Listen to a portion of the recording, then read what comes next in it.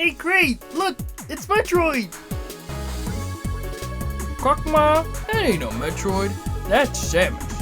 What? This is a Metroid. Well, that's stupid.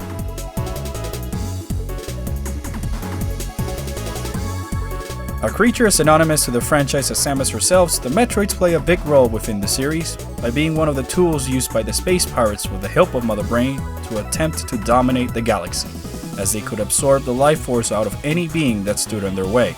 And as always, it was up to Samus to fight the Metroids to put a stop to their plans. You know, I always wonder how exactly Mother Brain pitched the idea to use Metroids as weapons to Ridley. Ridley, I have at my disposal the ultimate weapon that we shall use to rule the galaxy. Its powers are matched even by you. Oh, why are you implying? I mean, show me this weapon at once. Behold the sinister, invincible, incredibly dreadful and diabolical. Just get on with it. The Metroid. Is that it? Prepare to bear witness to the ultimate power of the Metroid. Oh, Crocomire, if you were so kind as to help Ridley. Hey, it's me, Crocmire! Did somebody say help Ridley? Stanley, attack Crocomire. Oh no! I feel so much pain! It hurts! Oh my, I don't feel anything. I don't understand, it's supposed to be absorbing your brain. Mother Brain, Crocomire probably doesn't have one.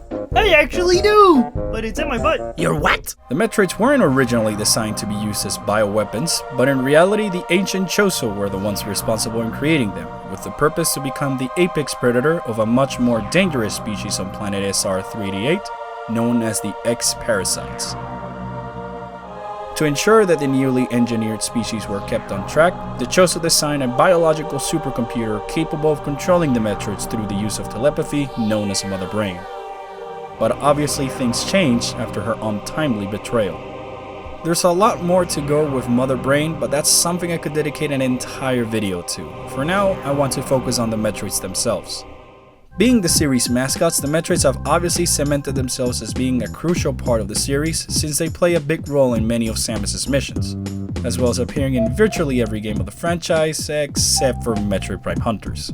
This makes them the second most recurring character in the series, just right after Samus, of course. The Metroids first fell under the hands of the space pirates after they raided a Galactic Federation vessel that was transporting newly found lifeforms on the recently discovered planet SR-388. And since then, they have been multiplied by the pirates to be used as bioweapons across the galaxy. But it was on planet Samus where the pirates team up with Mother Brain and officially declare their motives to use the parasites as their threat to take over the galaxy.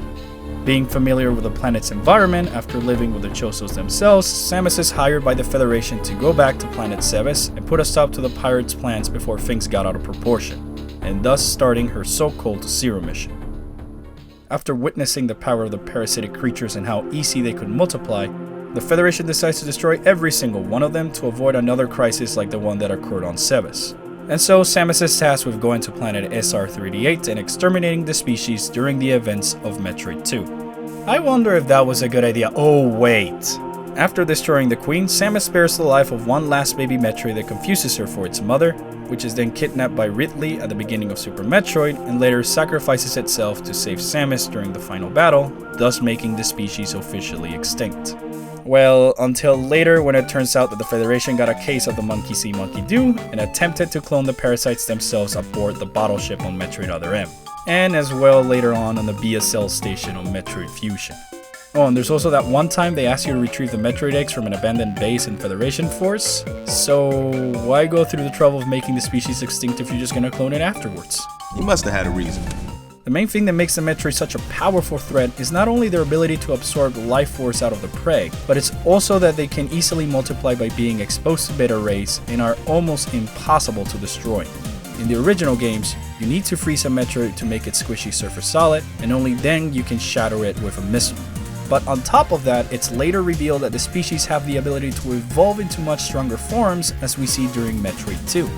They go from regular Metroids to Alpha Metroids, then Gamma Metroids, followed by Zeta Metroids, which is continued by Omega Metroids, until only a few of them can ultimately evolve into Queen Metroids, who are capable of laying eggs that further increase the species spread. During the Prime trilogy, we see different types of evolutions caused by the Phazon that can be considered more like mutations, such as Fission Metroids, Dark Talon Metroids, Miniroids, Hopping Metroids, Phazon Metroids, Hunter Metroids, and Metroid Hatchers, just to name a few. But most importantly, we have the Metroid Prime. No, not the game itself, but more this thing, which is the result of a Metroid that had too much Phazon on a Saturday evening and mutates into this giant spider crab monster. Oh, and its core fuses with a Phazon suit and part of Samus' DNA, thus creating Dark Samus. So I guess she counts the Metroid as well? None of this makes sense. Moving outside of the Metroid games, the species has seen its own share of cameos. It's no surprise that the Metroid series was inspired by the Alien films as I mentioned before, and the Metroids might be a nod to the Xenomorph from the film, since they first hatched from an egg in the form of a parasite, and they can evolve into becoming a queen, which is the only one capable of producing more eggs.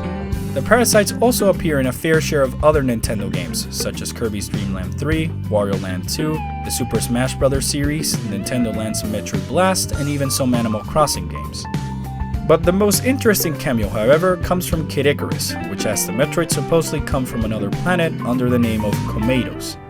This might have been an intentional homage to the series, since the original Kid Icarus game was developed using the same engine as the original Metroid. You know, Cameos look an awful lot like little Metroids. No! Shh! Stop right there! What's the matter? All I said was that Cameos look like little Metro... I can't hear you! Hey, what's your problem? This game universe and that game universe have nothing to do with each other. In the end, the Metroids will continue to be one of the biggest threats that Samus can ever come across in her missions, as their many abilities make them an unpredictable species that can adapt to any form of terrain and combat. And even though they were originally created to keep the universe safe from a bigger threat, there is no way for the galaxy to truly feel safe as long as one of them is still running wild in it. The last Metroid is in captivity.